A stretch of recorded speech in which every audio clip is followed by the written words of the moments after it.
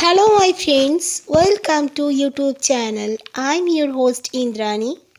Please subscribe my channel and press the bell icon button. Friends मैं God से pray करती हूँ कि गॉड मेरे हर लिसनर्स और सब्सक्राइबर्स की हर अच्छी मनोकामनाएं पूर्ण करे और आप जहाँ भी हो आपकी भगवान रक्षा करे। आप भी ज़रूर मुझे अपनी दुआ में याद रखिएगा। जय श्री राम। आज की जो स्टोरी शेंडर हैं इनका नाम है रितिका।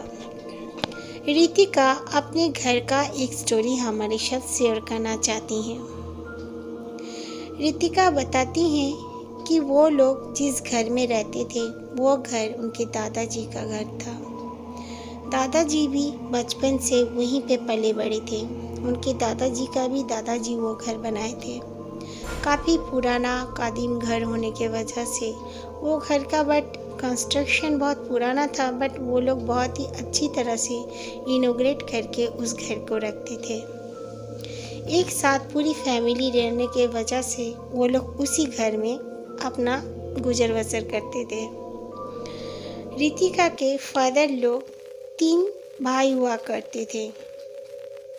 उनके 3 भाई थे। रितिका के पापा सबसे बड़े बेटे थे उनके मम्मी पापा का, और उनके 2 बुआ भी थीं जो लोग वहीं पे रहा करते थे। एक पीछे में भी घर था जहाँ पे उनकी बुआ रहती थी, बड़ी बुआ। फिर बड़ी बुआ अपनी दोनों बेटियों का शादी करने के बाद वो अपने बेटे के साथ जहाँ उनका बेटा जॉब करते थे वो चली गई। उनका हस्बैंड का तबीयत खराब होने के बाद उनका डेथ हो चुका था, इसीलिए उनकी बड़ी बुआ भी अपने बेटे के साथ चली गई, वहाँ पर नहीं रही। इसी बीच उन लोगों ने एक फैमिली को वहाँ पर किराए पे देने के लिए डिसीजन लिया और दे भी दिया। वो फैमिली बिल्कुल अच्छा खासा दिख रहा था। वो लोग आए, बिल्कुल अनजान थे वो फैमिली। उन्होंने कहा, पेपर में ऐड दिया गया था तो वो फैमिली पेपर देखकर ही आए थे। तो वो लोगों ने कहा कि ऐसे ऐड है, इसीलिए हम लोग आपके घर में किराए पे घर लेने के लिए आए हैं। तो उनके दादाजी ने कहा ओके, कोई बात नहीं, आ जाइए। उन्होंने घर देखा, घर काफ़ी अच्छा था, बट वो ओनली ग्राउंड फ्लोर का ही घर था। वो घर बल्कि ये घर से नया बना हुआ था। 4 कमरे थे, वहाँ का भी सेहन था और किचन वॉशरूम वगैरह बहुत ही साफ़ सुथरा कर दिया गया था। उनकी बुआ जाने के बाद वो लोग वहाँ पर शिफ्ट हो गए। शिफ्ट होने के 15 से 20 दिन बाद ही उन फैमिली लोग को रहने लगे। तो लग रहा था, रितिका बताती हैं कि वो फैमिली में जैसे कोई बहुत लड़ रहे हैं, झगड़ रहे हैं, मारपीट कर रहे हैं, चीख रहे हैं, चिल्ला रहे हैं, इस तरह का आवाज़ आ रहा था। ये लोग सब निकल के उन्हें बहुत दरवाज़ा खोलने के लिए रिक्वेस्ट किया गया, पर वो लोग ना कोई जवाब दिए, ना किसी ने दरवाज़ा खोला। उन लोगों ने कुछ भी नहीं किया। रितिका के दादाजी ने तब फ़ोन कर दिया पुलिस को कि अंदर इतना चीखना चिल्लाना हो रहा है और कुछ होगा तो ये लोग मुसीबत में पड़ जाएंगे। पुलिस को जब फ़ोन कर दिए तो पुलिस आ गई। आने के बाद पुलिस ने बहुत दरवाज़ा नॉक करने के बाद भी जब उन लोगों ने दरवाज़ा नहीं खोला, तब तक ऐसे में भी शांत हो चुका था सब कुछ। पुलिस ने कहा अंदर आदमी हैं, तो इन लोगों ने कहा हाँ फैमिली है, एक उस 4 मेंबर हैं, 2 बच्चे हैं और हस्बैंड वाइफ हैं। तो उन लोगों ने कहा ठीक है। पुलिस ने बाकायदा दरवाज़ा तोड़ के जब अंदर गए तो देखा कि अंदर कोई भी नहीं था, जबकि अंदर से दरवाज़ा बंद पड़ा था। बैक साइड में भी किचन से एक दरवाज़ा खुलता था। उनके दादाजी ने कहा किचन साइड में देखो, वहाँ से एक दरवाज़ा खुलता है। उन लोगों ने इतना बैक साइड में जाकर भी बहुत बुलाया था पहले भी, लेकिन वहाँ भी अंदर से बंद था पहले। उसके बाद ना जाने पुलिस आने से पहले वो लोग कहीं भाग चुके थे। अंदर जाने के बाद देखते हैं कि बकरे का कटा सर रखा हुआ है, फिर आउल का सर रखा हुआ है, उल्लू का। बहुत ही गंदी बदबू आ रही है एक कमरे से। वो कमरा बंद ही रहता था उन लोग का। वो लोग जब कभी भी उनकी दादी गई भी उनके घर में तो वो कमरा बंद ही रहता था। तो पुलिस ने कहा कि ये सब क्या है, तो उन लोगों ने कहा हमें नहीं पता, देखो ये सामान भी रखे हुए हैं यहाँ पे, हम लोगों ने किराएदार रखा था तो उन्हीं का सारा सामान है।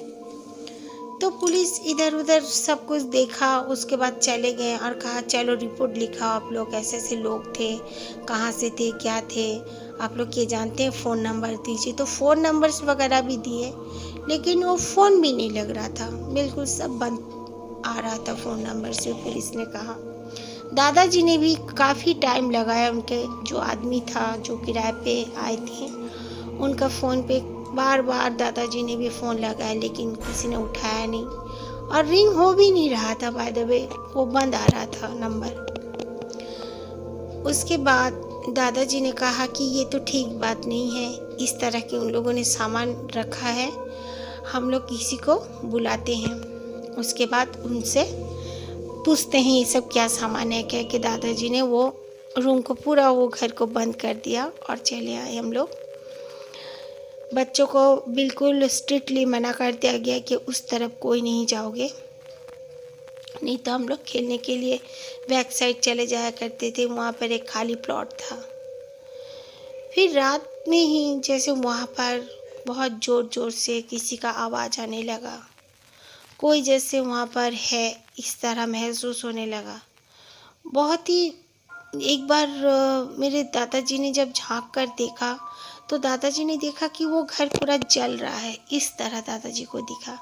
दादाजी दौड़ते हुए आए, पापा को, चाचा को, सबको उठाए। जब गए तो देखे कुछ नहीं है, बिल्कुल शांत है। एक पंडित जी को लाया गया तो पंडित जी ने कहा नहीं ये सब मेरा काम नहीं है, मैं पूजा करता हूँ, ये तंत्र मंत्र मैं नहीं जानता। वो चले गए। ऐसे 2 से 3 पंडित जी को लाया गया, लेकिन कोई भी वो सब सामान को हाथ देने के लिए तैयार नहीं थे। फिर दादाजी को तो बहुत तबीयत खराब हो गई। उन्होंने फिर से एक बार मुर्गे की बहुत ज़ोर ज़ोर से आवाज़ आने लगी, जैसे कोई मुर्गे को काट रहा है, क्योंकि हमारे घर में कोई भी नॉन वेज का भी टच भी नहीं करता है। रात के वक्त ठंड का मौसम था, लग रहा था कि मुर्गे का काटने का आवाज़ आ रहा है, मुर्गे जैसे चीखता है।